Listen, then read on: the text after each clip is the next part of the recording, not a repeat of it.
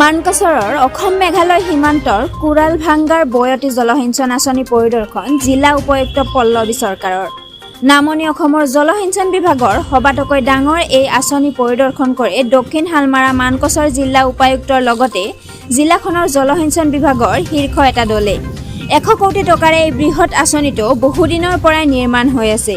13,000 কৃষকে উপকৃত হ'ব এই বয়তী জলসিঞ্চন আঁচনিৰ জৰিয়তে। ইৰিগেশ্যন স্কিম বুলি এইটো স্কিম আচলতে 1997 চনতে এপ্ৰুভ হৈছিলে।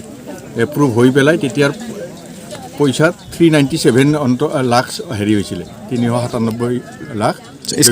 স্কিমটো প্ৰথম অনুমোদন হৈছিল। স্কিমটোৰ নাম কি আছিল? কালু বয়তী জলসিঞ্চন আঁচনি। আচ্ছা, কালু ফ্ল' ইৰিগেশ্যন স্কিম বুলি কয়। এই স্কিমটোৰ দ্বাৰা 1995 হেক্টৰ কৃষিক সামৰি এই স্কিমটো প্ৰথম লোৱা হৈছিলে, কিন্তু 97ৰ পিছত 2008 চনত AIBPত এই স্কিমটো অন্তৰ্ভুক্ত কৰা হয় আৰু তেতিয়াৰ পৰাই এই স্কিমটো অনুমোদন হয়। 2008 চনৰ পৰা আমাৰ কাৰিকৰী হেৰিৰ কাৰণে বিজুতিৰ কাৰণে স্কিমটো 2012 চনৰ পৰাই ইমপ্লিমেণ্টেশ্যন কৰিবলৈ লয় আৰু 2014 চনত আমাৰ হেডৱৰ্কছৰ কাম শেষ হয়। আমাৰ এতিয়া মুখ্য বান্ধৰ কাম শেষ হৈ গৈছে, মেইন ইনফ্ৰাষ্ট্ৰাকচাৰ হৈ গৈছে। এতিয়া আমাৰ কেনেল ছিষ্টেম প্ৰটেকশ্যনৰ আৰু আমাৰ কৃষক ৰাইজে এতিয়ালৈ লেণ্ড একুইজিশ্যনৰ পইচাটো পোৱা নাই। যিহেতু লেণ্ড একুইজিশ্যনটো আমাৰ কাৰণে অতি টাইম কনজিউমিং, অতি সময় দৰকাৰ হয়, আপোনালোকে জানে। গতিকে এতিয়া লেণ্ড একুইজিশ্যনৰ যিটো হেৰি আমাৰ DC অফিচৰ পৰা এতিয়া ৰেভিনিউত পেণ্ডিং হৈ আছে। এই স্কিমটো এতিয়া অনুমোদন হোৱাৰ একদম মুহূৰ্তত। গতিকে স্কিমটো অনুমোদন হ'লে এই লেণ্ড একুইজিশ্যনৰ পইচাটো আমাৰ তাত ধৰা আছে 4 কোটি টকা। এই 4 কোটি টকা কৃষক ৰাইজে পাব। পাই পেলাই আমাৰ নলাসমূহ কেনেলসমূহ নিৰ্মাণ হ'ব, আমাৰ প্ৰটেকশ্যনৰ কাম ধুনীয়াকৈ কৰিম। গতিকে ৰাইজে যিহেতু শংকা কৰিছে, ভয় কৰিছে যে প্ৰটেকশ্যন নকৰাকৈ আমি কৰিব নিদিওঁ, এইটো আচলতে নহয়। প্ৰটেকশ্যন ধুনীয়া হ'ব, বহুত প্ৰভিজন আছে ইয়াতে।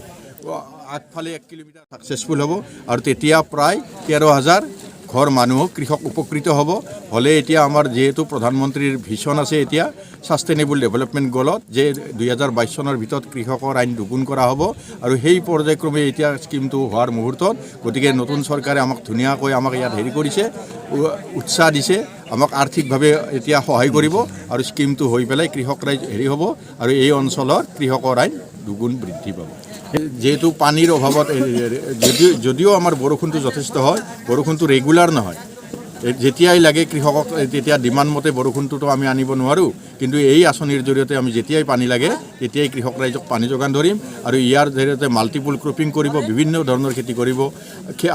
ধান খেতি দুবিধ কৰিব, ইয়াতে সৰিয়হৰ খেতি কৰিব, গম ধানৰ খেতি কৰিব। ৰবি শস্য জানে আপোনালোকে, ৰবি শস্যত বহুত পইচা পায়। গতিকে ৰবি শস্যত যথেষ্ট পৰিমাণে ইয়াতে হ'ব, তেতিয়া কেছ ক্ৰপ হ'ব, আমাৰ পইচা পাব আৰু গতিকে কৃষকৰ আয়বিলাক ইনকাম দুগুণ হ'ব। 13,000 ঘৰ মানুহক সামৰি লোৱা হৈছে। 13,000 13,000। মানকাছৰৰ পৰা অৰ্জুন ৰবি দাসৰ প্ৰতিবেদন, বাৰ্তা 365।